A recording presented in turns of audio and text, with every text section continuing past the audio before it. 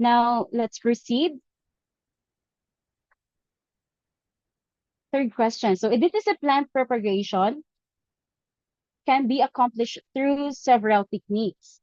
So this technique, it is the implantation of a meristem from another plant to a plantlet or sterile plant in vitro. Is it letter A, grafting, B, body, C, microlayering, D, micrografting? Okay, ang dami nagsabing letter A. All right, try BB. BB. Okay, so ang dami nagsabing letter A.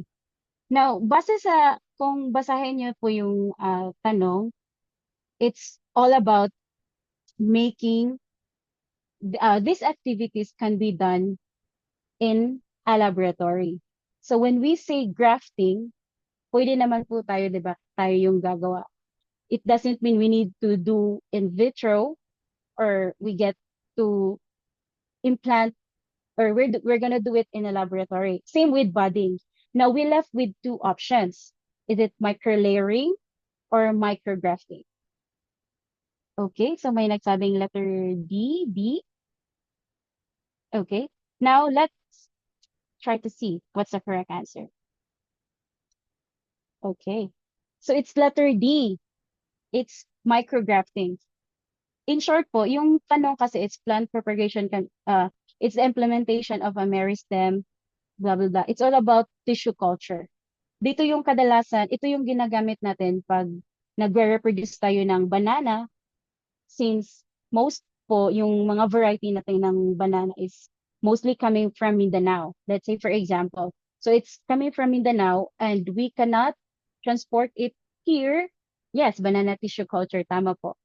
Yung hindi natin siya matatransport dito po sa Visayas sapagkat may mga sakit ng banana na pwedeng mag-carrier yung ating pong planting materials kung sakaling dalhin siya dito, which is nakukuha siya sa lupa. So ang ginagawa, ito po, kumukuha tayo ng part ng plants para dito na sa lugar natin siya pinaparami through tissue culture, which is we call micrografting.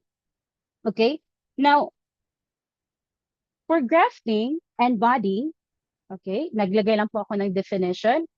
Okay, so it's about connecting parts. This too is actually under the asexual propagation. So it's a reproduction from vegetative parts of plants, and it's possible because it has the capacity to regenerate. So we can do it manually with our hands. Okay, now for grafting, let's define first how are we going to, or yung process po ng graft. So kung alam, yung graft po kasi, kailangan natin ng dalawang plants. Let's say, ito yung dalawang plants natin. Now, ito yung new breed na pwede ma-improve yung variety ng old plant. So kailangan natin siyang ipagdikit through grafting. Now, kung ito po yung new plant, meaning ito yung nasa taas, or ito, ito yung nasa taas, ito yung nasa baba. So, pag ito yung nasa taas, ang tawag po natin dito is scion. So, scion. So, additional information lang po ito, ano? So, this is the scion, and then this is the rootstock. Minsan po kasi lumalabas po ito. So, yung scion, it's the upper portion of the graft, or this is the short piece. Rootstock, it's the lower portion. Yung keyword po is rootstock kasi dito po siya umuugat, or dito po yung nanggagaling yung main plant, yung may ugat. And when we connect it, yung space po doon is what we call interstock. So, yung center po is what we call as the center stock kung saan doon tutubo yung roots between the scion and the rootstock. So, that is how grafting or parts of the grafting materials works and how it is being connected. So, meron po tayong mga iba't ibang klase ng graft. Meron po tayong minsan approach grafting or tinatawag po nating in-arching or in-arcing. I'm not sure with the pronunciation. Pero yung in-arching po kasi is like we use it when we are going to save trees, or kailangan po nating sagipin kasi nga lalo na po nung may bagyo. Alam po natin masarap yung bunga so kailangan natin siyang i-maintain na sana tubo pa. So yung ginagamit nating graft is in arching. We used another plant na mas live and then kinoconnect po natin, nandun pa yung mother plant, saka natin siya ini-insert. So meaning, yung plant material is still buhay pa. Yung may parent material pa siya, kinoconnect natin para ma-improve. It's laborious kasi nga, kailangan mo i-make sure na hindi mo talaga masasaktan. Ito, hindi mo talaga masasaktan yung parts kung saan nandoon kung sa tao pa nandoon yung mga ugat, yung veins natin, para hindi siya duduk at saka continuous yung growth niya. But, based naman po sa studies, high naman yung success rate pag ginagawa yung enarching. So, yan yung isa sa type ng grafting. Meron din tayong top working. It is used to change the top of established inferior plants into more desirable ones. Okay? So, madami pa po tayong mga klaseng graft, but let's move on muna sa budding. Budding, it's like grafting, but it involves joining two plant parts such that the size of the stem is reduced to only one bud and a small section of bark with or without buds. So, meron po tayong klase ng budding. It's patch budding. Meron ding pea budding. And sa patch budding po, usually used in species with having a thick bark that can separated easily from the wood. So, di ba yung budding, like, kinukuha po natin yung skin dito, tinatakpan po natin ng mga husk, para doon siya magge-generate ng roots. Meron naman po yung iba, usually made on actively developing stem whose bark can be readily separated from the wood. So, yung iba po, ito yung main stem, dito yung branch, dito sila nagagawa ng buds. Meron naman yung iba, directed talaga siya sa parent material. So, marami pa po siyang mga types, okay? But that's the only information for now na I can share as our another tips po. Okay? Now, for micro layering, it is also another laboratory works, but it is more on like uh, working on the cells to make it to improve also the variety of the plant. So, mayroon po siyang pagka tissue culture, but it is improving more on the plants. Kasi yung tissue culture, it's pinaparami. But we modify more on the cells of these plants. So it's more complicated. But yeah, let's move on. Okay? So our next question, I hope po nagigets niyo po yung point ng genetic engineering and some other types of budding. Okay? So now for our next question, it is the process of preparing the soil for planting, thereby providing good physical, chemical, and biological conditions that would permit optimum plant growth. Okay, it is the process of preparing the soil. Okay, so is it letter A, secondary tillage, B, land preparation, C, primary tillage, D, conventional tillage? Okay, so maraming nagsagot ng letter B. Tama, it's letter B. Okay. So, it's pag may keyword na po sa question, it's the preparing the soil. So, automatically land preparation. Now, let's talk about the primary and secondary tillage.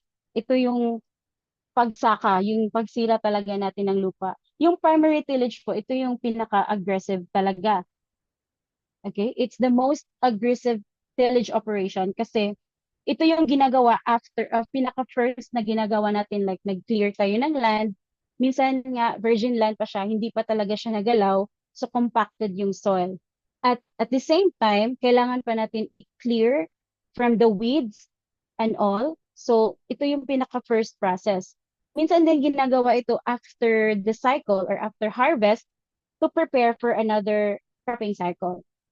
Now, for secondary tillage, meron na siya, since na-undergo na siya ng primary, medyo hindi na siya ganun ka laborious. Kasi ito na yung nag-level na lang tayo ng land para to prepare our land for another cropping cycle. So, ito na yung nag-level tayo ng plots or beds. Now, for conventional tillage, ito yung dalawang klase kasi tayo, conventional or conservation tillage. When we say conventional tillage, it leaves the soil surface relatively bare. So, ito yung medyo gusto talaga ng farmers natin ngayon or tayo na nagpa-farm, gusto natin yung malinis, na wala na talaga kahit ni isang dahon dyan sa lupa na makikita. So, totally gone. Yung conservation tillage po, yung opposite nito, is the basic tillage strategy. May naiiwan pa po tayong mga crops residue. Kagaya nung sa pagsaka po ng rice. So minsan hindi na po inaalis yung ibang debris or residue ng previous na cropping cycle para ginagawa po siyang manure automatically ng land. Meron naman po kasi yung iba gusto talaga na wala, yun yung tinatawag natin na conventional tillage. So yung sabi ko po kanina, minsan may naiiwan na crop residues or yung mga tanim, meron pa po siyang mga certain types like zero tillage. So kung ano yung, let's say, nag-harvest tayo ng mais, hindi natin kinukuha lahat, like yung top lang ng my crops, tsaka iniiwan natin yung stem. Same concept po ba sila sa plowing and harrowing? Yes po, under po siya. Plowing po is under sa land preparation. And that's what we are doing sa plowing po, yung pagdadaro, yan po yung tinatawag natin na tillage. Okay. Sa harrowing po kasi may ginagamit na po tayong machine. But for plowing, yan lang po yung pick matok o tamba. Pick matok, yun po yung ginagamit natin na pagdadaro po. So, yan. So, pag sinasabing zero tillage, same lang yun po sa ginagawa natin sa mais. Now, pag sinasabi naman po natin mulch tillage, kagaya po ng rice, na kung may rice area po kayo, ito po yung kadalasang ginagamit na hindi na po kinukuha yung pinaka-base ng rice, parang binibend na lang siya para hindi na po tutubuan ng weeds yung kanilang lupa. For the next cropping cycle, hindi na siya masyadong nag-invest sa paglinis ng kanilang pagtatamnan. Now, meron din tayong like strip tillage or zone tillage, like ang gitna lang ng dalawang plot, yung ating tatamnan, kaya ito lang yung ginagalaw natin. Like say for example, ito yung dalawang plots, dito lang tayo nagtitil ng ating lupa. Meron din tayong tinatawag na minimum tillage, like yung pagtatanim natin ng mais dito sa Cebu, kasi hindi na siya like yung mga medyo pang-pang, medyo cliffy yung area. So, mabundok. So, hindi na dadaanan ng machineries or kahit na baka, hindi makakapag-till. Kaya yung ginagawa is, kumukuha lang sila ng stick ng kahoy, doon tinutusok sa lupa, tsaka nilalagay yung seeds. So, tinatawag natin yan na minimum tillage. Minimum tillage kasi hindi nasisira yung structure ng soil. So, yun yung mga klase na conservation tillage na opposite naman ng conventional tillage. But again, these processes are actually under the land preparation. Okay? So, that's it. That's how our land preparation works.